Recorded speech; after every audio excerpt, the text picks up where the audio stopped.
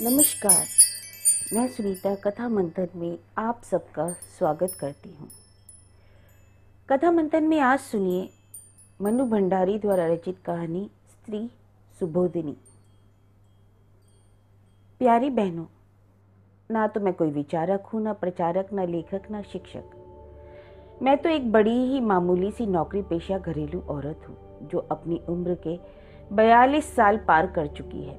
लेकिन उस उम्र तक आते आते जिन स्थितियों से मैं गुजरी हूँ और जैसा अहम अनुभव मैंने पाया, चाहती हूँ बिना किसी लाग लपेट के उसे आपके सामने रखूँ और आपको बहुत सारे खतरों से आगाह कर दूँ।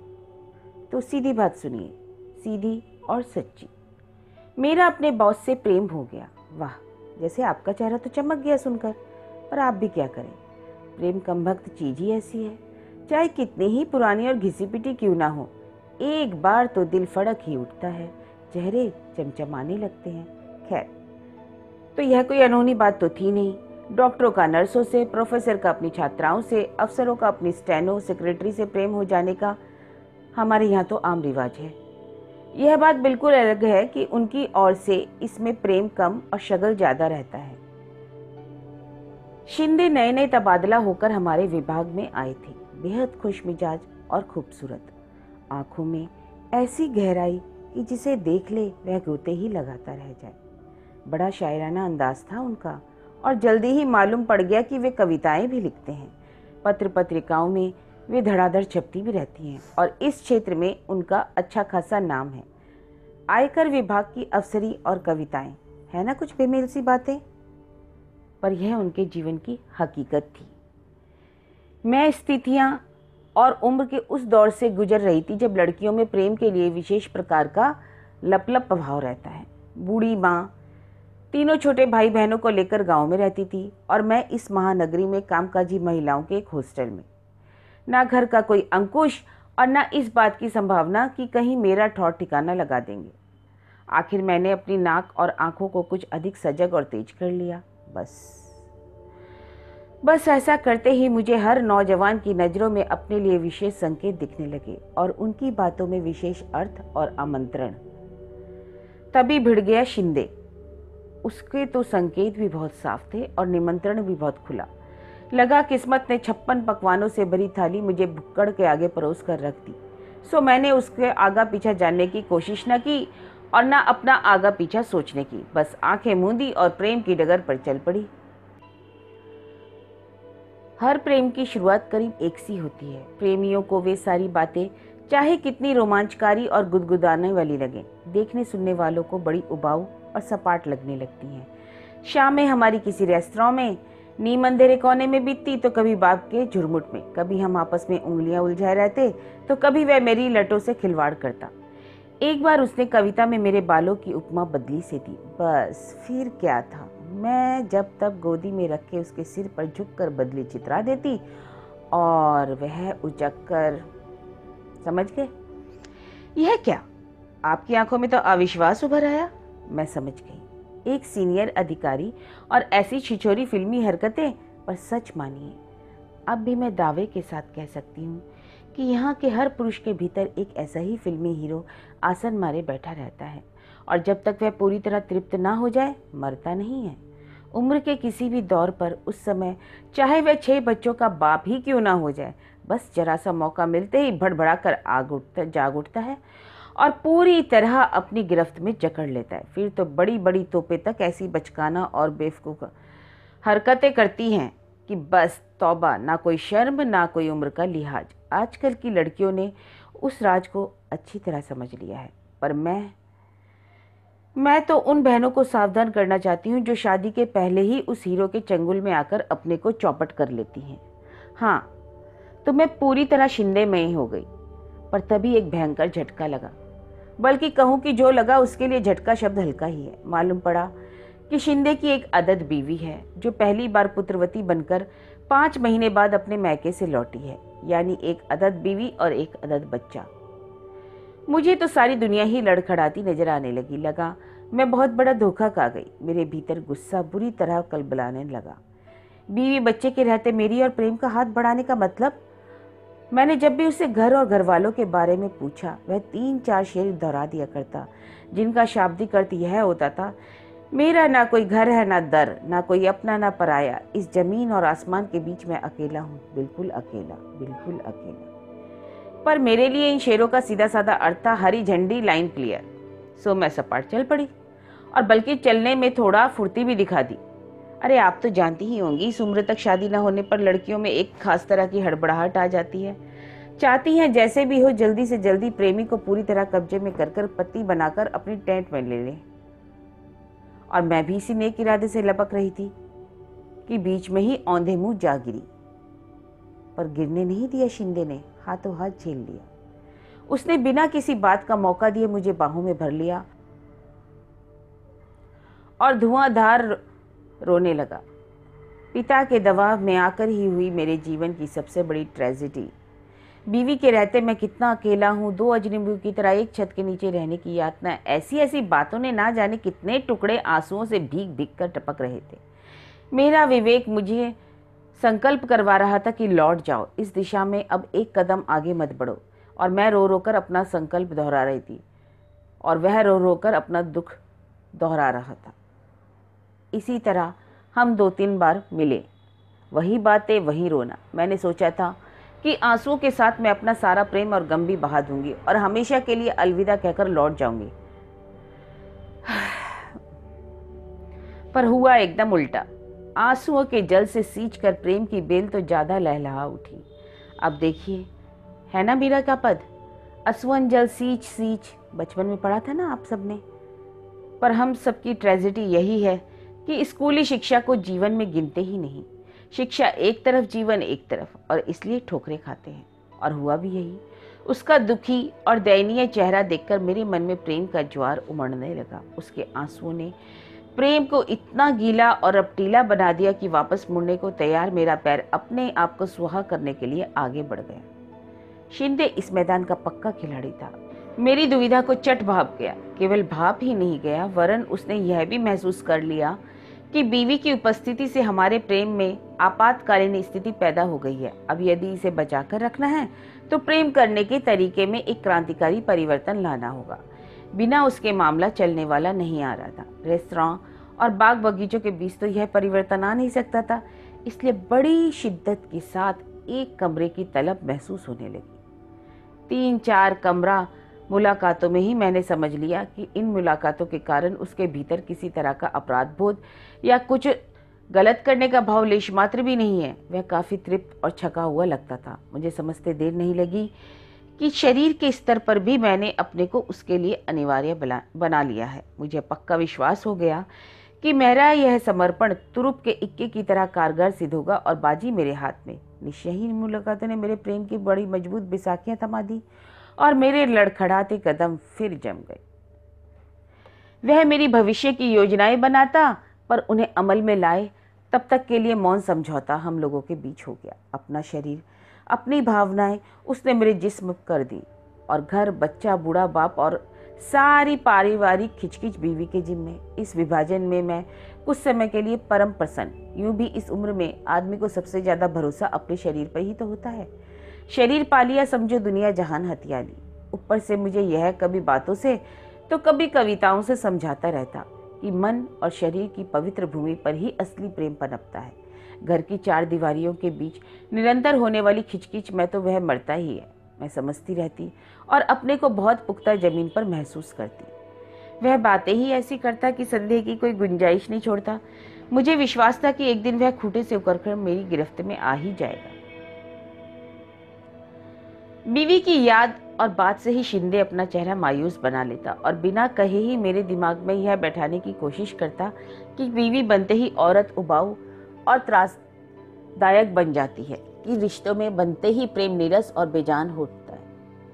सच्चे प्रेमियों को तो हमेशा मुक्त रहना चाहिए। बीवी बनने की ललक जब तब मेरे भीतर जोर मारती। सच बात तो है कि मुझे तो भी तो घर चाहिए, पति भी और बच्चे भी, पर उसे तो जैसे बीवी नाम से ही चिढ़ हो गई। कभी कभी तो वह अपनी बीवी के कर्कश स्वभाव और तिनक मिजाजी की बात करते करते रो पड़ता।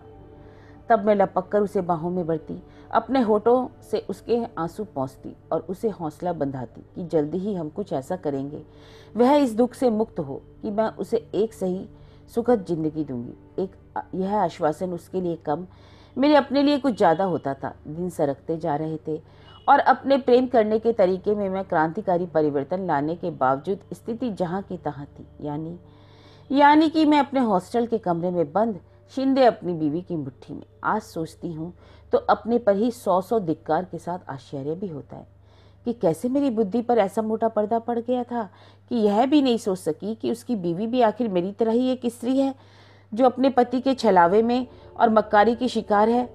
पर नहीं, यह तो तब समझ में आया जब उसकी मक्कारी ने मुझे तबाही के कगार पर लापटका। तभी तो मैंने सोचा कि क्यों ना मैं जब तब वहां उपस्थित होकर उसके त्रास को इतना बढ़ा दूं कि वह खुद ही इस अपमानजनक स्थिति को नकार कर अलग हो जाए।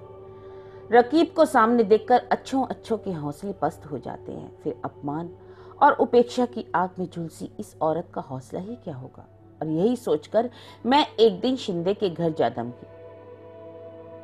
एक सुहागिन औरत की सारी नियामतों यानी कि बूढ़े ससुर के वर्धहस्त की छत्र छाया, बच्चे के पोतड़ों के वंदनवार के बीच दूधो नहाओ पूतो फली भाव से वह कुर्सी पर विराजमान थी। मुझे देखकर उसके चेहरे पर किसी तरह का कोई विकार नहीं आया। विकार तो मुझे देखकर शिंदे के चेहरे पर आया, जिसे उसने थोड़ी सी कोशिश करके अफसरी निकाब के नीचे ढक लिया। दफ्तरी भाषा में दफ्तरी बातें करके उसने मुझे चलता किया, पर बाहर निकलते समय हाथ दबाकर लाड़ में लिपटी हल्की सी फटकार के साथ शाम को कमरे पर आने का निमंत्रण भी दे दिया। मैं उसकी बीवी को त्रस्त करने गई थी, पर खुद ही त्रस्त और पस्त होकर लौटी। मुझे आश्चर्य हो रहा था कि यह औरत है या मांस का लोदा। इसका आदमी 3 साल से एक दूसरी लड़की के साथ मस्ती मार रहा है और इसे ना कोई तकलीफ है ना कष्ट। मैं इसकी जगह हूं तो शायद एक दिन भी इस तरह की अपमानजनक स्थिति को बर्दाश्त न करूं। इसके शरीर पर चमड़ी लिपटी है या गैंडे की खाल। यह तो मुझे बहुत बाद में अपने अनुभव ने सिखाया कि अधिकतर शादीशुदा औरतें ऐसी ही होती हैं, जिन्हें अपने घर की 4 दीवारी से बेशुमार लगाव होता है, इतना ज्यादा कि धीरे धीरे उन दीवारों को ही अपने शरीर के चारों ओर लपेट लेती हैं। फिर मान अपमान के सारे हमले उनसे टकराकर भारी ढेर हो जाते हैं और वे उनसे बेअसर सती साध्वी सी भीतर सुरक्षित बैठी रहती हैं।